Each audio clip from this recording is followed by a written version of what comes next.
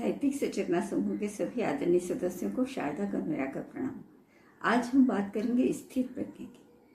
स्थिर प्रज्ञ का यह श्लोक गीता के 2 अध्याय का 64वां श्लोक है, जब भगवान श्री कृष्ण अर्जुन को स्थिति प्रज्ञ अर्थात स्थिर बुद्धि वाले ज्ञानी पुरुष की अवस्था का रहस्य समझा रहे हैं। राग द्वेष वियुक्तेस्तु विषयानीन्द्रियैश्चरन् आत्मवश्चिविधेयात्मा प्रसादमधिगच्छति।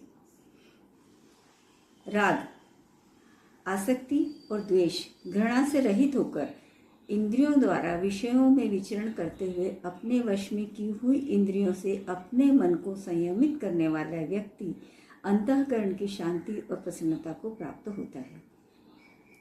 कहने का तात्पर्य यह है, जो साधक अपनी इंद्रियों को वश में रख सकता है और विषयों रूप रस गंध शब्द स्पर्श में राग द्वेष रहित होकर विचरण करता है, अर्थात न तो अत्यधिक आसक्ति रखता है न ही घृणा, वह मन में शांति और आत्मिक प्रसन्नता को प्राप्त करता है। यही प्रसन्नता स्थिर प्रज्ञ की निशानी है। हमारा मन प्रायः राग और द्वेष के बीच छूता रहता है। हमें जो अच्छा लगता है उससे राग आसक्ति बढ़ती है और जो अप्रिय लगे उससे द्वेष घृणा। यही 2 वृत्तियां हमारे मन को अशांत रखती है। उदाहरण के लिए, यदि किसी व्यक्ति की प्रशंसा होती है तो हम प्रसन्न होते हैं, राग और आलोचना होती है तो दुखी, ये द्वेष। इस उतार चढ़ाव में हमारा मन स्थिर नहीं रहता। परंतु जो व्यक्ति अपने भीतर इतना संतुलन विकसित कर लेता है कि न प्रशंसा में इतराता है न निंदा में टूटता है, वह भीतर से शांत रहता है। यही स्थिर प्रज्ञावस्था की पहली पहचान है।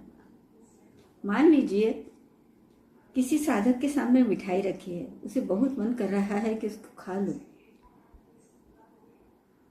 यह मोह है और वही यह सोचता है कि मैं इसे खाऊं ही क्योंकि यह मुझे प्रिय है। यह भी मोह है। वह विवेक से सोचता है कि शरीर की आवश्यकता है या नहीं, यदि है तो खा लेता हूँ, या नहीं तो शांत भाव से बैठता हूँ। उसके निर्णय पर राग या द्वेष का प्रभाव नहीं पड़ता। इसी प्रकार जीवन के विषयों सुख धन समान संबंध, इसमें संभाव रखना ही गीता का संदेश है। यह श्लोक यह नहीं कहता कि विषयों का त्याग करो, बल्कि यह कहता है कि विषयों में रहो पर विषय तुम में ना रहे। जैसे कमल का फूल जल में रहते हुए भी भीगता नहीं है, वैसे ही स्थिति प्रज्ञ व्यक्ति संसार में रहकर भी अलिप्त रहता है। अपने मन और इंद्रियों पर अधिकार करो, दमन नहीं। पसंद नापसंद से ऊपर उठो।